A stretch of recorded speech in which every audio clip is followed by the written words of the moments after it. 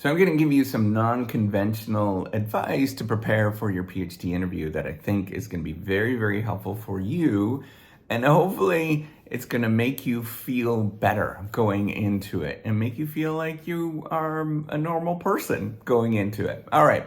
So if you don't know me, I am Professor Dave Massack, and I created this whole reciprocity project to give back as much as I possibly can.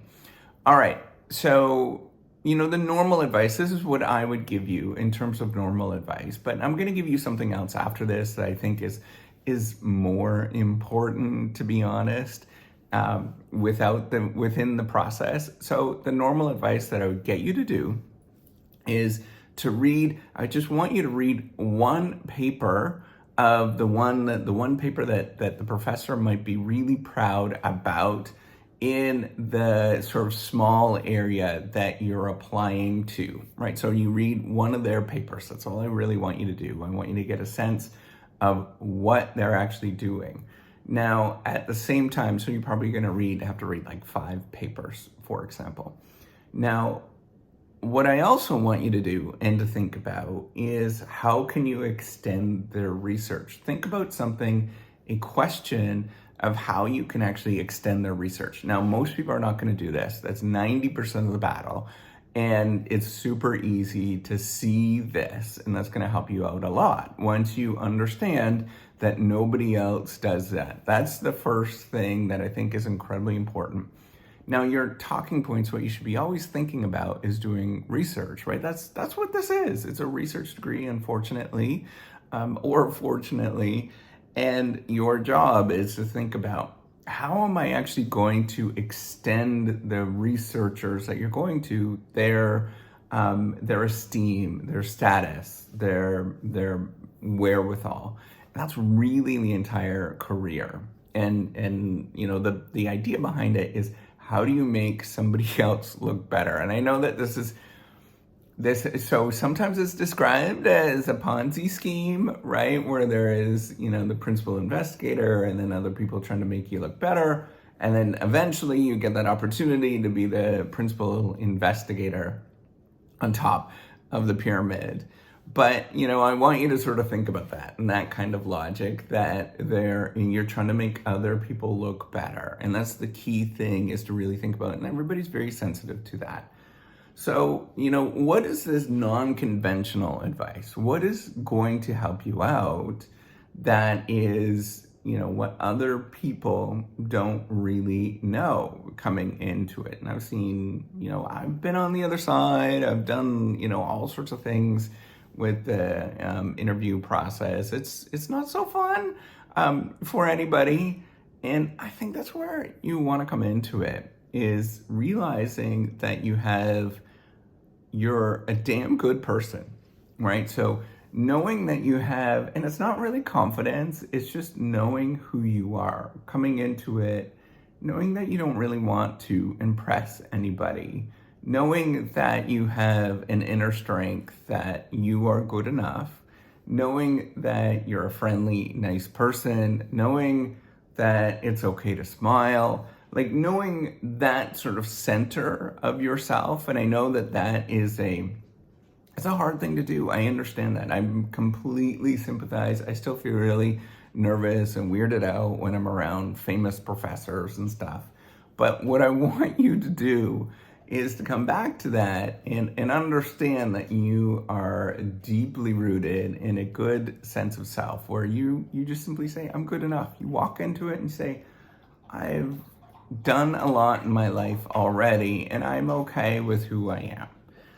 And when you see that, when you have that, where you're just grounded in a sense of, okay, I'm okay. And if this doesn't work out for me, it does not matter. I want you to really stress that, right? So I'm okay with who I am at this moment. And this thing, it's just cake, right? Like, at the end of the day, it's just cake. If I don't get it, I'm okay.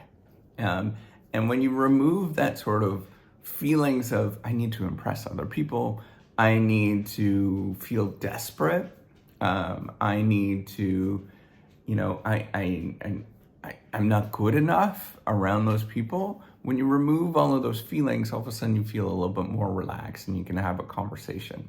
Now, here's the thing that is likely to happen at a bunch of them. You're going to run into a bunch of people that are just frankly not nice.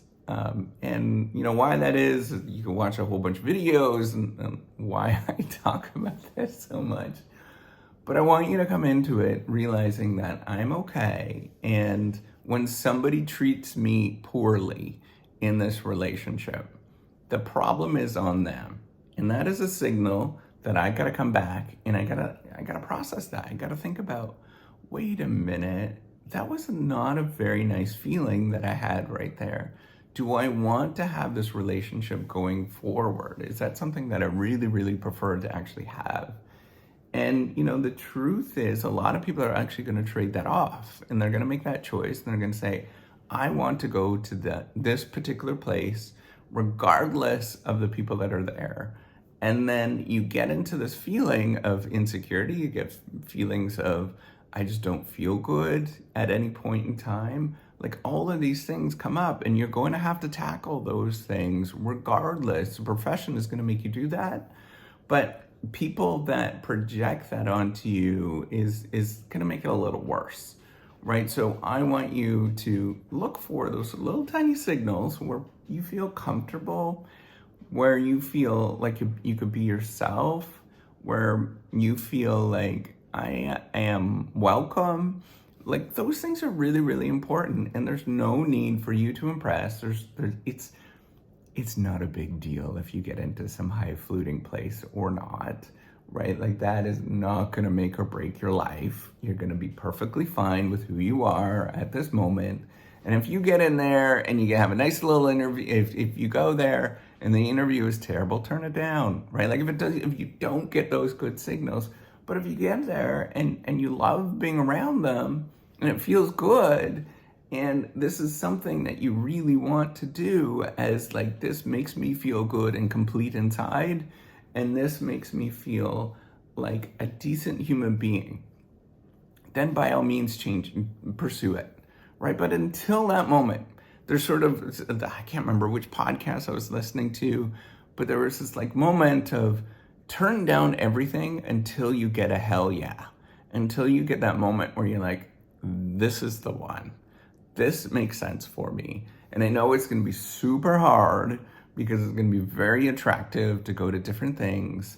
But once you get that, once you understand that you have a sense of self, that you have confidence, that you are a good person, that you are just solid inside and you're walking forward and you don't have to impress anybody, and you know the world is your oyster, then everything is going to click for you. You're going to have a much better time doing that. You're going to have a lot more feeling good about yourself. And I think that is an enormously important process and an important thing that you're going to have to go through.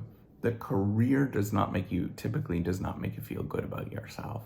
And so you have to figure out how to process that and find a support team so that you do feel good every single day. All right. And hopefully this non-conventional advice is going to help you out, because it's stuff I wish I would have known. All right.